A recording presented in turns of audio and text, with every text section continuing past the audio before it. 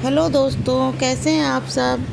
दोस्तों, इस वीडियो में आज हम बात करेंगे अमावस्या की व्रत कथा की। चलिए अमावस्या की व्रत कथा प्रारंभ करते हैं। दोस्तों, एक बार एक गरीब ब्राह्मण जो था वो का परिवार था। उस परिवार में बहुत ही सुंदर और संस्कारी और गुणवान पुत्री थी, परंतु गरीब होने के कारण उसका विवाह नहीं हो पा रहा था, जिस वजह से ब्राह्मण और उसकी जो पत्नी थी वो बहुत चिंतित रहते थे। एक दिन उस ब्राह्मण के घर में एक साधु महाराज पधारे तो ब्राह्मण के सेवा भाव से काफ़ी प्रसन्न हुए। उस कन्या को लंबी आयु का आशीर्वाद देते हुए साधु ने कहा कि इस कन्या की हथेली में विवाह का योग नहीं है। तब वो जो ब्राह्मण था वो दुखी हो गया।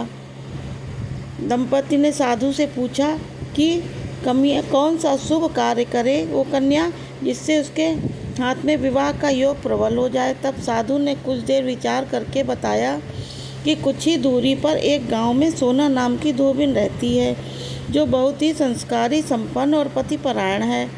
यदि आपकी पुत्री उसकी सेवा करे तो वह धोबी उसकी मांग में सिंदूर लगा दे तो उसके बाद इस कन्या का विवाह हो जाएगा।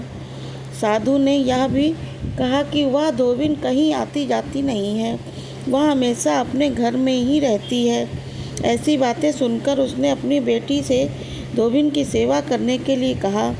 अगले दिन ही प्रातःकाल वो कन्या मोड़ ऑफ करके सोना धोबिन के घर जाती है और साफ सफाई और अन्य सारे काम करके फिर अपने घर वापस आ जाती है। यह सब कुछ दिनों तक चलता रहा। दोस्तों, एक दिन धोबिन अपनी बहू से पूछती है, तुम तो सवेरे ही उठकर घर के सारे काम कर लेती हो, मुझे पता भी नहीं चलता।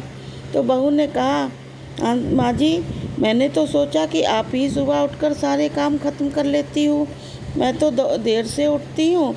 इस पर सास बहू ने कहा कि ऐसा सुबह ही घर का सारा काम करके चली जाती हूँ।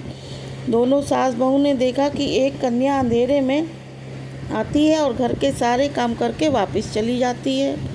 अगले दिन जब ब्राह्मण की पुत्री धोबिन के घर गई तो धोबिन उसके पैरों में गिर पड़ी और पूछने लगी कि हे देवी, आप कौन हैं, इस तरह चुपचाप मेरे घर की चाकरी कर रही हैं। तब कन्या ने साधु द्वारा बताई गई सारी बातें बताईं। लड़की की बातें सुनकर सोना धोबिन सिंदूर देने के लिए तैयार हो गई। सोना धोबिन के पति थोड़े अस्वस्थ थे, वह कहीं बाहर जा रहे थे। तब उन्होंने अपनी बहू से कहा कि मेरे लौटने तक घर पर ही रहना। जैसे ही सोना धोबिन ने मांग में सिंदूर उस कन्या की मांग में लगाया, उसका पति मर गया। उसे इस बात का पता चल गया था कि उसके पति अब जीवित नहीं हैं, इसलिए उन्हें और से निर्जल ही चढ़ पड़ी अपने घर की तरफ। उसने सोचा कि कहीं रास्ते में पीपल का पेड़ मिलेगा तो उसे भंवरी देकर उसकी परिक्रमा करके मैं जल ग्रहण कर लूँगी। उस दिन अमावस्या तिथि ब्राह्मण के घर से मिले पकवान की जगह उसने ईंट के टुकड़ों से 108 बार भंवरी देकर पीपल के पेड़ की परिक्रमा की और उसके बाद जल ग्रहण किया। दोस्तों, ऐसा करते उसके पति जीवित हो गए।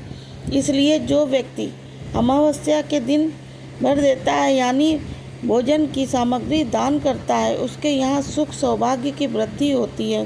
पीपल के पेड़ में त्रिभुवों का वास होता है। दोस्तों, जो व्यक्ति अमावस्या को पीपल के पेड़ की पूजा करता है उसे अखंड सौभाग्य की प्राप्ति होती है।